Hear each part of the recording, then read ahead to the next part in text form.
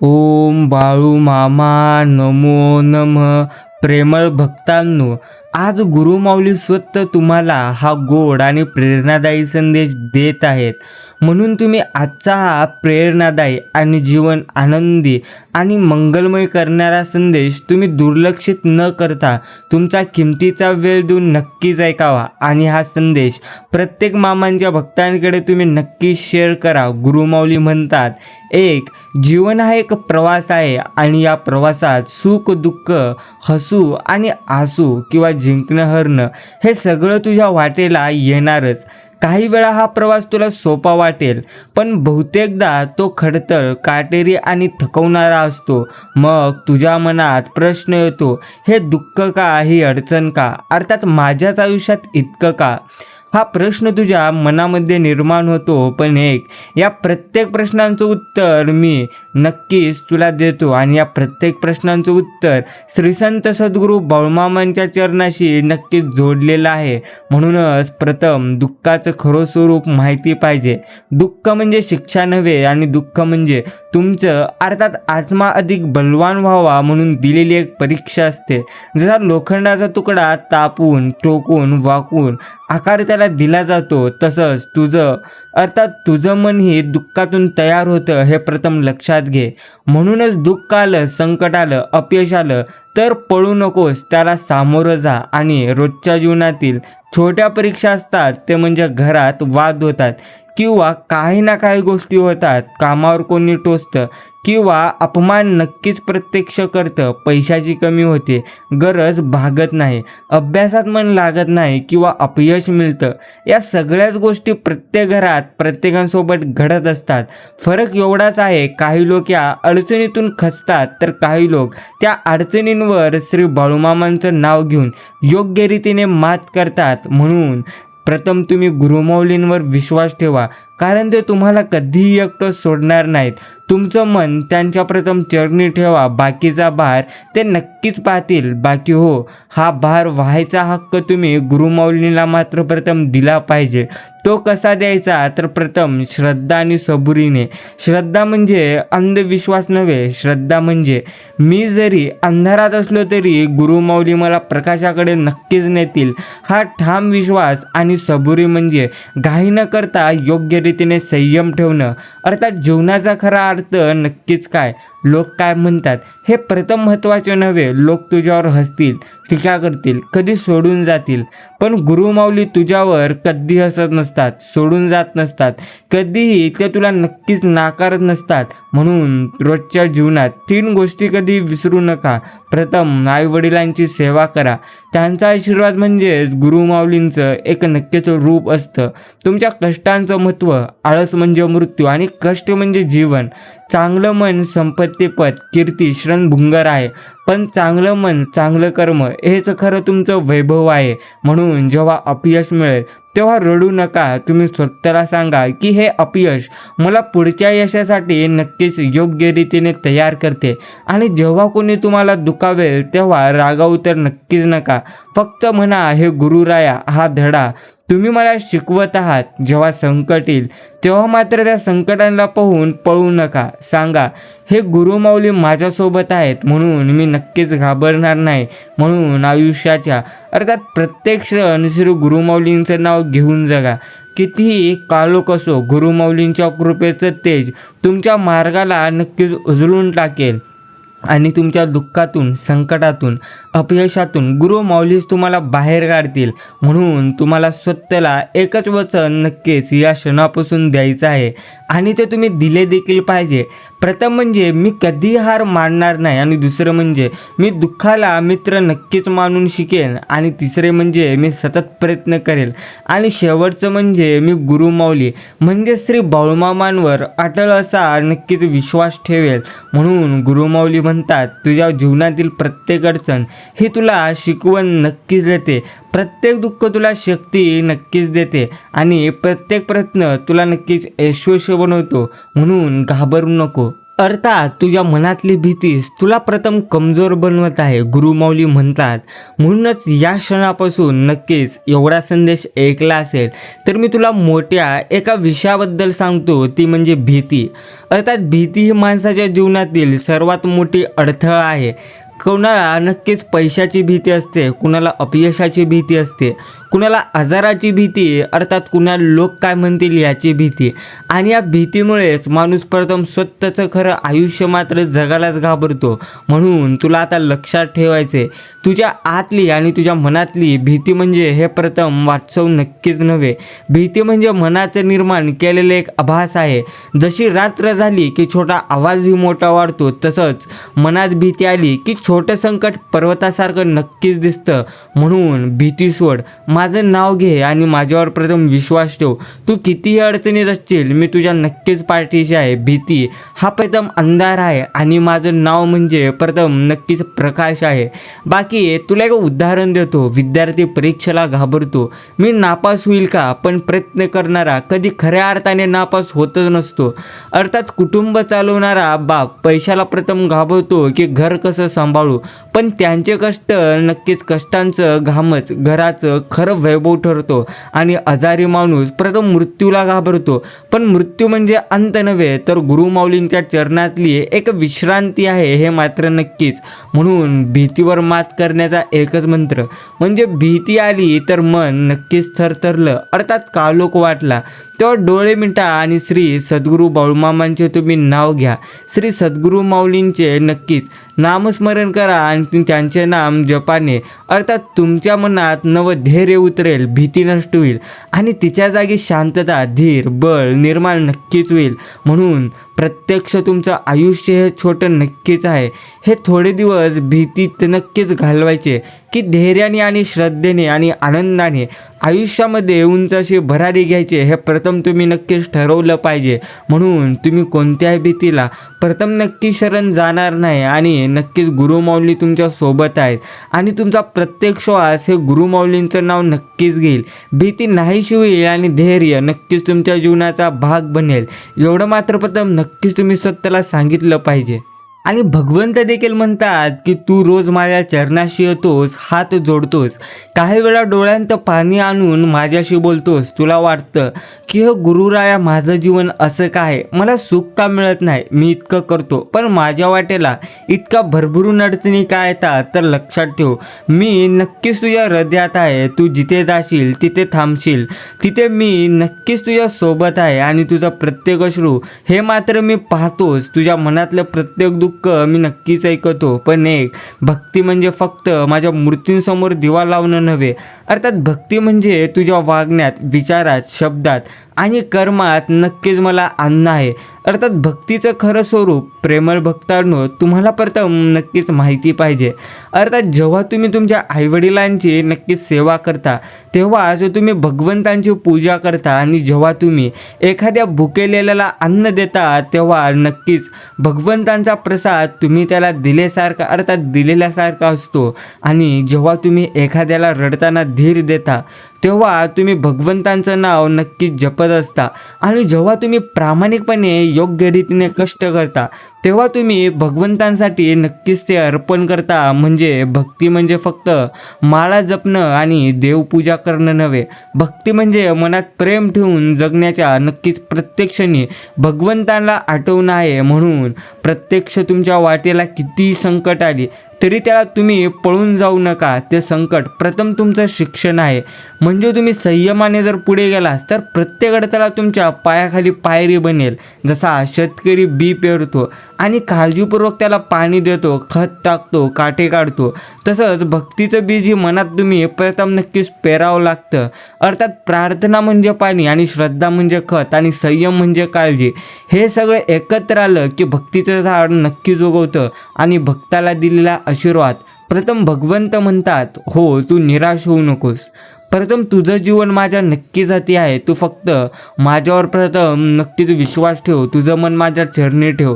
मी तुझं दुःख प्रत्यक्ष हलकं करीन आणि तुझ्या डोळ्यातील ओळ आनंदात बदलीन आणि तुझ्या जीवनाचा प्रत्येक मार्ग हे मी नक्कीच प्रकाशमान करेल. म्हणून भक्तीमध्ये गोडवा प्रथम तू ठेव, प्रेम ठेव, करुणा ठेव. तुझं मन निर्मळ झालं, अर्थात निर्मळ झालं की तुला मी सर्वत्र दिसेल, वृक्षात, नदीत, आकाशात, प्राण्यांमध्ये आणि तुझ्या स्वतःच्या मनात देखील. म्हणून मी तुला नक्कीच आशीर्वाद देतो आणि तुझ्या जीवनात भक्तीचं बीज अर्थात सतत वाढत राहो आणि तुझं प्रत्येक पाऊल योग्य मार्गावर पडो आणि तुझं हृदय नेहमी शांत, निर्मळ आणि आनंदी राहो. बस एवढंच नक्कीच तुला हवं असेल तर प्रथम मात्र तू तुझ्या कर्मावर देखील नक्कीच लक्ष ठेवलं पाहिजे. प्रेमळ मित्रांनो, ही कथा तुम्ही नक्कीच ऐकली पाहिजे, कारण ही सुंदर कथा तुम्हाला भरपूर गोष्टी आयुष्यात नक्की शिकवून जाते आणि ही कथा तुम्ही या क्षणापासून अगदी लक्षपूर्वक ऐकली पाहिजे, कारण इथूनच खरा हा व्हिडिओ सुरू होतो. एकदा एका नक्कीच गावात एक श्रीमंत व्यापारी राहत होता. त्याचं नाव नक्कीच विठ्ठल शेठ होतं. त्याच्याकडे पैसा, दागदागिने, जमीन, जुमला, नोकर चाकर सर्व काही अगदी तिथल्या तिथं नक्कीच होतं. पण त्याचं मन मात्र भरतून लोभ अर्थात अहंकार आणि वाईट कर्माने भरलेलं होतं.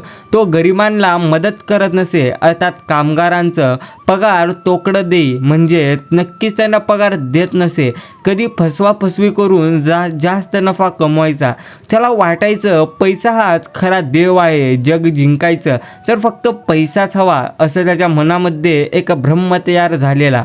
मग तिथून त्याच्या वाईट कर्माची सुरुवात होते. एकदा काय झालं, गावातल्या एका गरीब शेतकऱ्याने विठ्ठल शेठकडून कर्ज घेतलं, पण पीक खराब झाली म्हणून परतफेड तो तिथे करू शकला नाही. मग विठ्ठल शेठ रागाने म्हणाला, अरे माझं कर्ज फेडत नाही केलंस तर नक्कीच मी तुझी जमीन काढून घेईन. मग गरीब शेतकऱ्याने हात जोडले आणि डोळ्यांत पाणी आणलं, पण व्यापाऱ्याच्या मनात मात्र तिथे नक्कीच दया नव्हती. मग शेतकऱ्याचं घर तिथे मात्र उद्ध्वस्त झालं.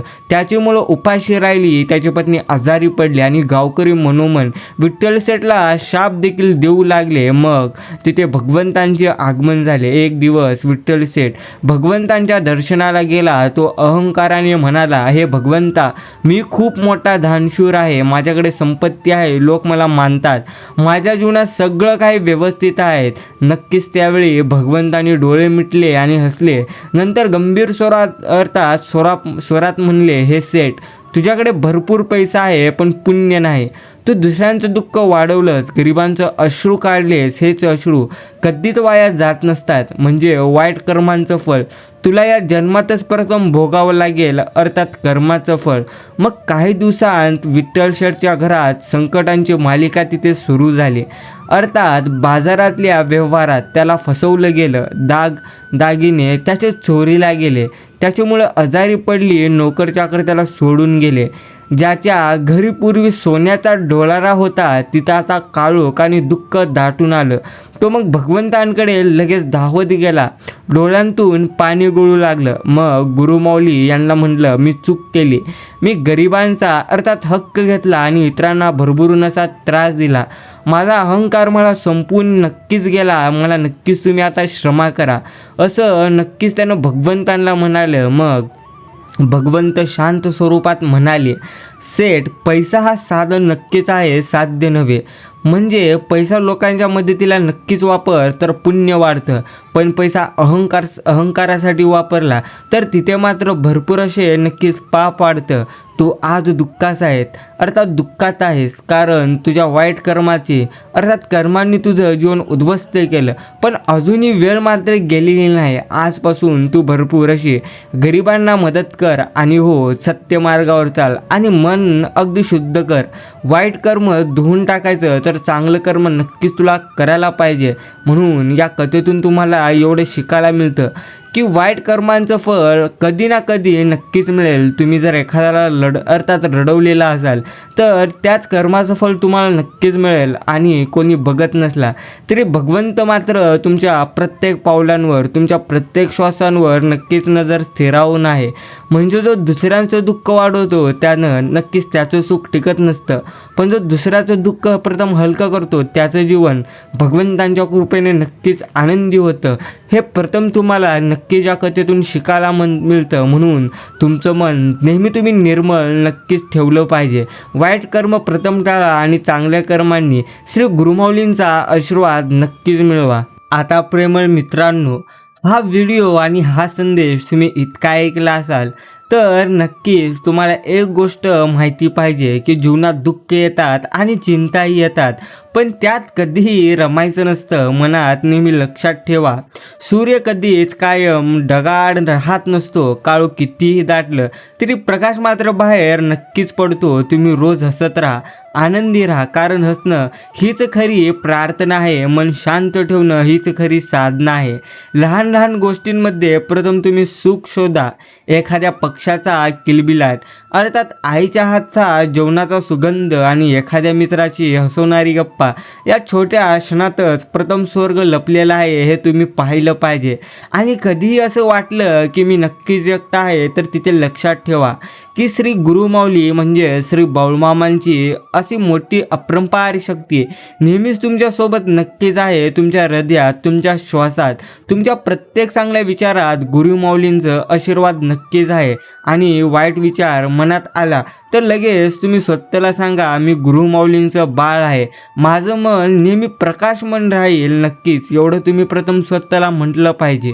गुरुमाऊली म्हणतात, जीवन म्हणजे एक नदी आहे, कधी ती शांत वाहते, कधी ती धबधब्यासारखी गडगडत राहत जाते, तर कधी तिचं पाणी थोडं थांबतं, साचतं. पण जसं काहीही झालं तरी नदीचं लक्ष समुद्राकडे असतं, तसंच माणसाचं ध्येय नेहमी आनंदाकडे, अर्थात आनंदाकडे नक्कीच असलं पाहिजे.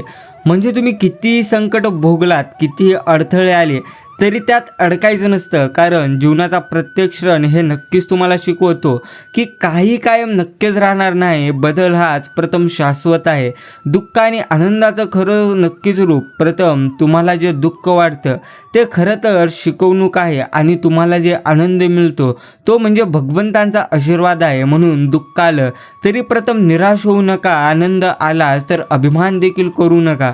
दोन्ही गोष्टी प्रवाहासारख्या नक्कीच येता जातात. म्हणून सकाळी उठल्यावर तुम्ही स्वतःला सांगा की आजचा दिवस माझ्यासाठी नक्कीच नवा आहे, आणि परमेश्वरांनी हे आजचा दिवस माझ्यासाठी एक संधीच्या स्वरूपात पाठवलेला आहे. छोट्या छोट्या गोष्टींसाठी प्रथम कृतज्ञ राहायला शिका. श्वास घेता येतो, चालता येतोय, बोलता येतोय, हेच किती तुमच्यासाठी मोठं वरदान आहे हे प्रथम तुम्ही पाहायला शिका. आणि दुसऱ्यांच्या चेहऱ्यावर प्रथम तुम्ही हास्य नक्कीच आणा, कारण हाच सर्वात मोठं पुण्य आहे. प्रथम अंधार हा कधी प्रकाशाला नक्कीच हरवू शकत नसतो. एखादी छोटीशी काडीही, अर्थात खोलीत प्रकाश नक्कीच पसरवते. तसंच तुमचं थोडं प्रेम, तुमचा थोडा हसरा चेहरा आणि थोडं चांगलं वागणं जगात नक्कीच प्रथम प्रकाश आणत असतो. म्हणून तुम्ही रोज प्रथम स्वतःला विचारा की आज मी कोणाला थोडा आनंद दिला. जर उत्तर हो असं आलं तर समजा जीवन नक्कीच तुमचं यशस्वी झालं. म्हणून तुमचं जीवन अर्थात कधी ओझं समजू नका, तर ते एक सुंदर प्रवास आहे.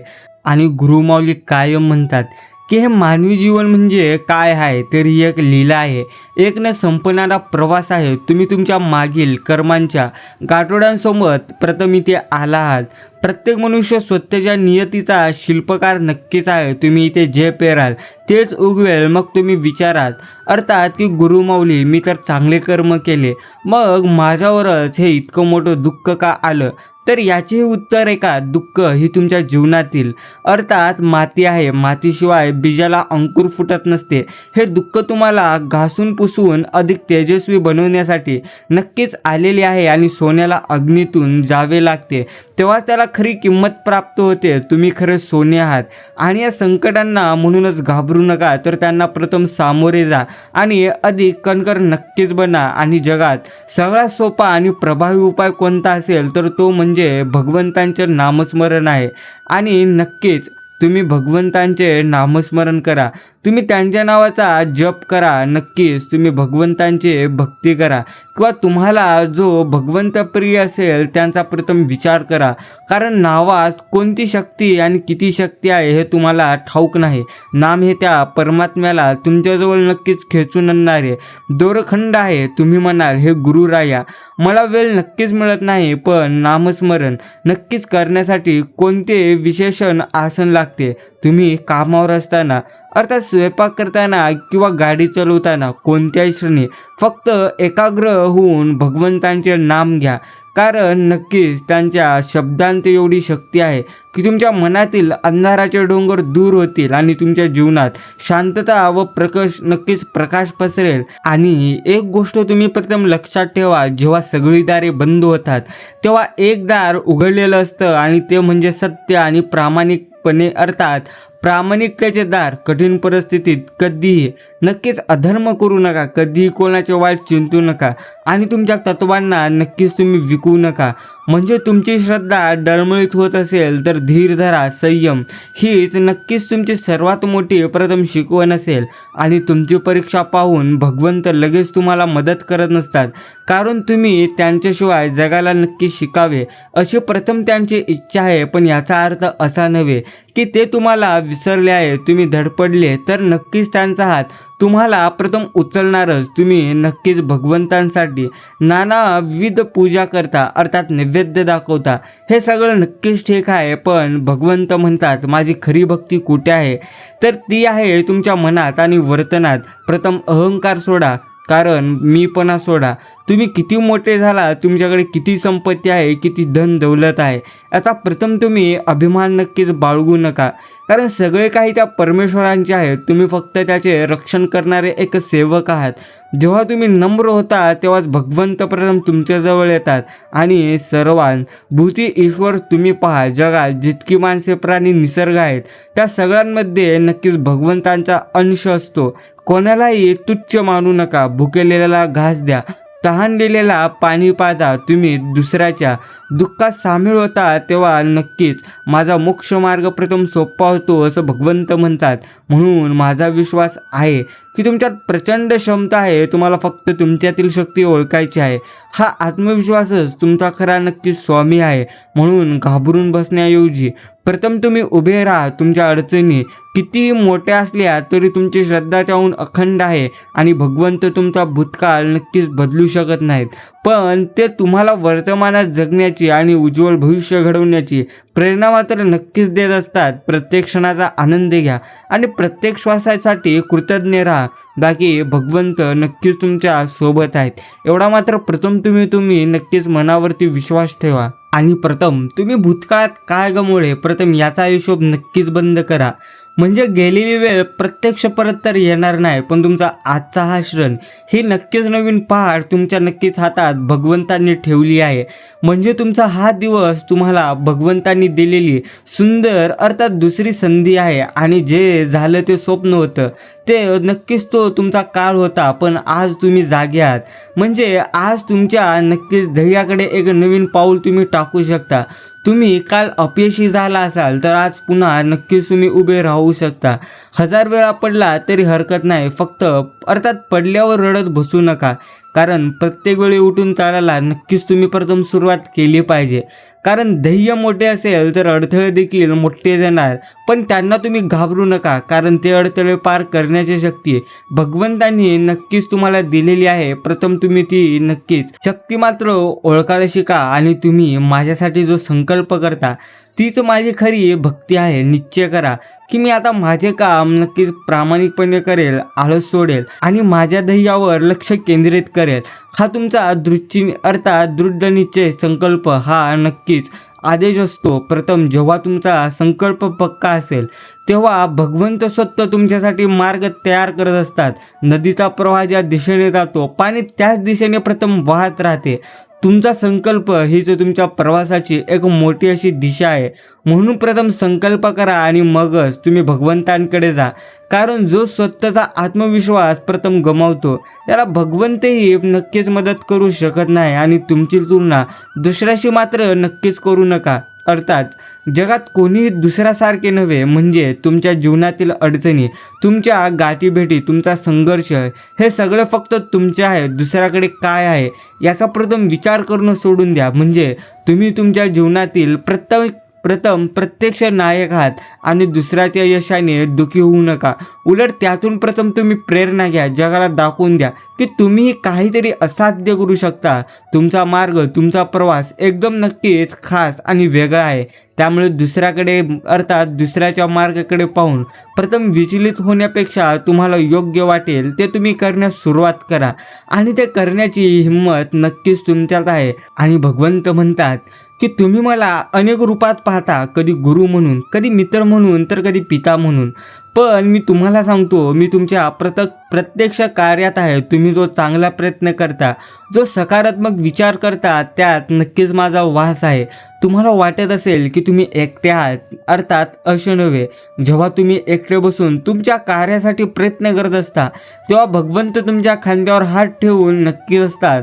ते म्हणजे तुम्हाला लढण्यासाठी शक्ती देण्यासाठी आणि तुमच्या डोळ्यातील पाणी नक्कीच पुसण्यासाठी. फक्त तुम्ही नक्कीच भगवंतांना प्रथम नक्कीच विसरू नका. तर मित्रांनो, हा संदेश, हा व्हिडिओ तुम्ही इतका वेळ देऊन सध्या ऐकत असाल आणि अजूनही तुम्ही थांबलेला असाल तर नक्कीच इथून अजून लक्षपूर्वक ऐका.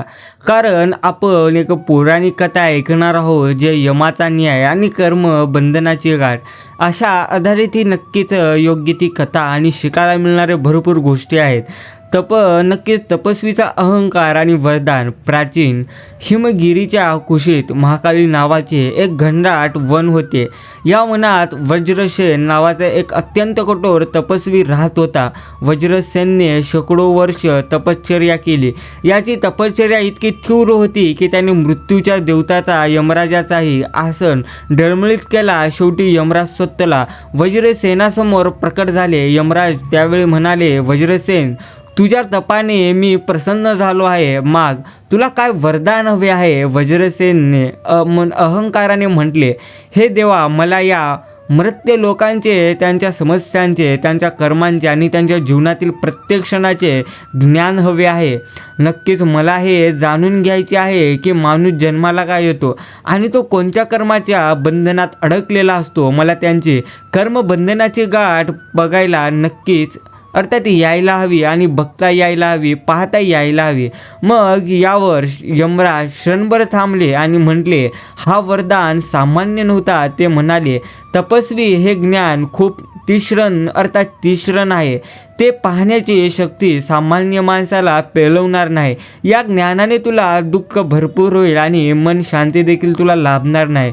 मग वज्रसेनने म्हटले, माझे तप मला शक्ती देईन. मला हे प्रथम तुम्ही ज्ञान तरी द्या. मग यमराजाने हसून म्हटले, अरे बर, तथास्तु, मी तुला एक अदृश्य नेत्र देतो. या नेत्राने तू कोणत्याही व्यक्तीच्या हृदयावर तयार झालेले कर्माचे अदृश्य धागे पाहू शकशील. ते धागे कोण कोणाशी जोडले आहेत, अर्थात कोणते धागे सुखाचे आणि कोणते दुःखाचे आहेत हे तुला नक्कीच दिसेल. पण स्मरणात ठेव, तुला हे धागे तोडण्याचा किंवा जोडण्याचा मुळीच अधिकार नसेल. तू फक्त साक्ष असशील. वरदान मिळतात. मग वज्रसेनचा आनंद गगनात मावेना. त्याने लगेच ते अदृश्य नेत्र वापरले आणि त्याला जगातील प्रत्येक माणसाच्या शरीरातून निघणारे चमकदार पण गुंतागुंतीचे धागे दिसू लागले. कोणी सोन्याच्या धाग्याने नक्कीच जोडलेले होते, कोणी करड्याच्या रंगाच्या, तर कोणी तुटलेल्या वेदना देणाऱ्या जाड अर्थात धाग्यांनी बांधलेले होते. मग वज्रसेन आता वनातून बाहेर पडून मानवी जगात आला.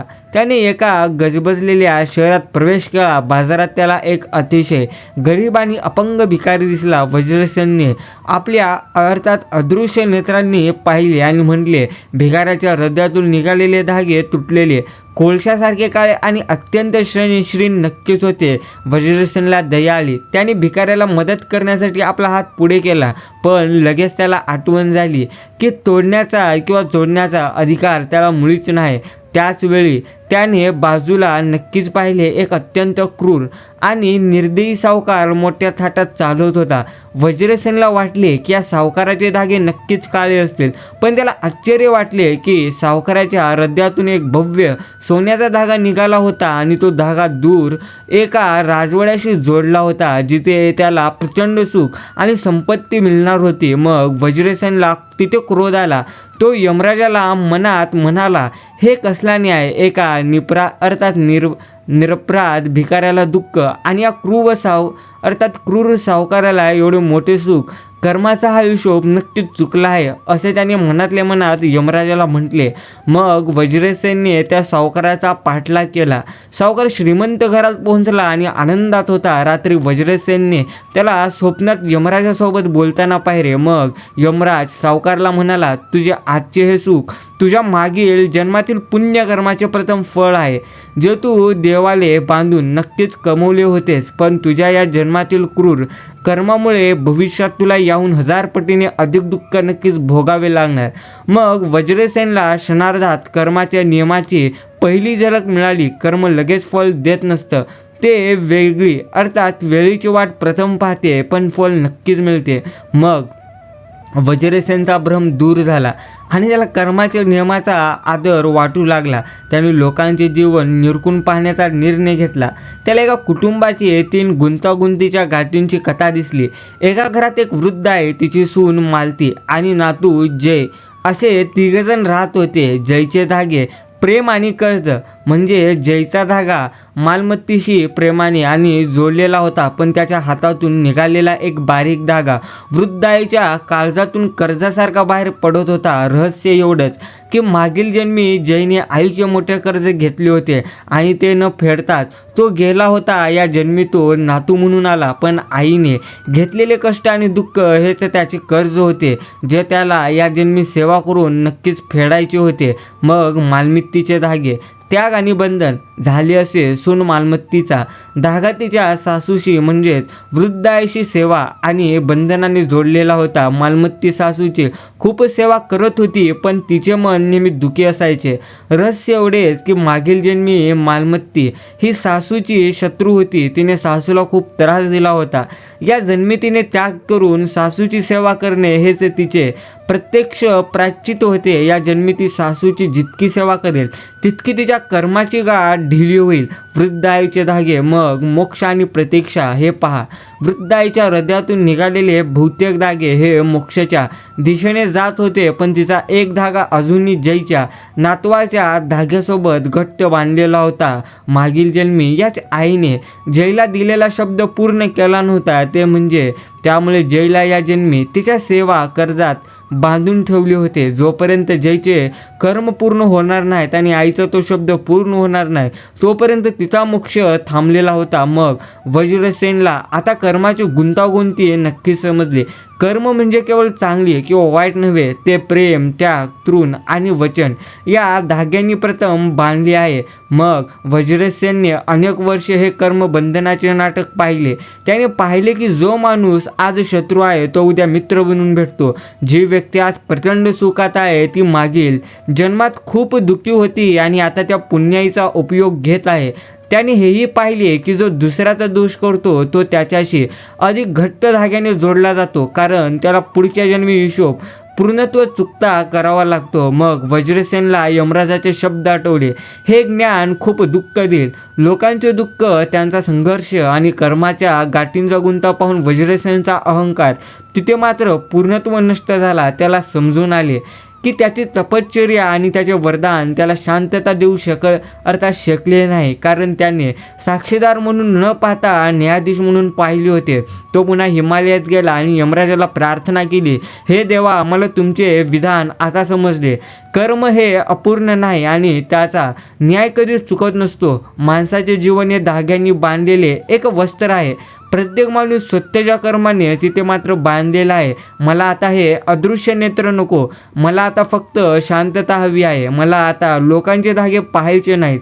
मला फक्त माझ्या आत्म्याला जोडणारा तुमचा धागा अनुभवायचा आहे. मग यमराज वज्रसेनासमोर प्रकट झाले. त्याने वज्रसेनाचे अदृश्य नेत्र काढून घेतले आणि त्याला आपल्या छातीशी लावले आणि म्हणाले, वज्रसेन, तू आता खऱ्या ज्ञानाने मुक्त झाला आहे. जोपर्यंत तू मीपणाने पाहणार होतास तोपर्यंत तुला फक्त गुंतागुंत दिसत होती. जेव्हा तू साक्षीभाव स्वीकारलास तेव्हा तुला तिथे मात्र योग्य ते सत्य दिसले. मग वज्रसेनने त्याचे उर्वरित आयुष्य लोकांचा न्याय न करता फक्त त्यांच्यासाठी प्रेम आणि सहानुभूती देऊन व्यतीत केले. त्याला समजलं की सर्वात मोठे कर्म म्हणजे दुसऱ्याला प्रेमाने स्वीकारणे आणि सर्वात मोठा धर्म म्हणजे स्वतःच्या कर्माची नक्कीच जबाबदारी घेणे. अर्थात सोन्याचा धागा असो वा काळा, तो धागा आपणच निवडतो आणि तोडण्याचा किंवा जोडण्याचा अधिकार फक्त आपल्या कर्मालाच असतो हे यातून नक्कीच आपल्याला प्रथम शिकायला मिळते. म्हणून प्रथम नक्कीच तुम्ही योग्य कर्म करा आणि भगवंतांची कायम तुम्ही नक्कीच सेवा भक्ती मनोभावाने करा. हेच प्रथम तुम्हाला लक्षात ठेवायचं आहे. बाकी आजचा हा गोड आणि प्रेरणा देणारा व्हिडिओ संदेश तुम्ही इतका वेळ म्हणजेच पूर्ण वेळ देऊन ऐकला असाल तर नक्कीच मी मनोभावे तुमचे आभार मानतो. तुम्ही या नक्कीच व्हिडिओला एक लाईक करून प्रत्येकाकडे हा व्हिडिओ नक्की शेअर करा आणि असेच व्हिडिओ जर तुम्हाला पाहिजे असतील, जर तुम्ही अजूनही आपले चॅनल सबस्क्राईब केलं नसेल तर आत्ता सबस्क्राईब करा.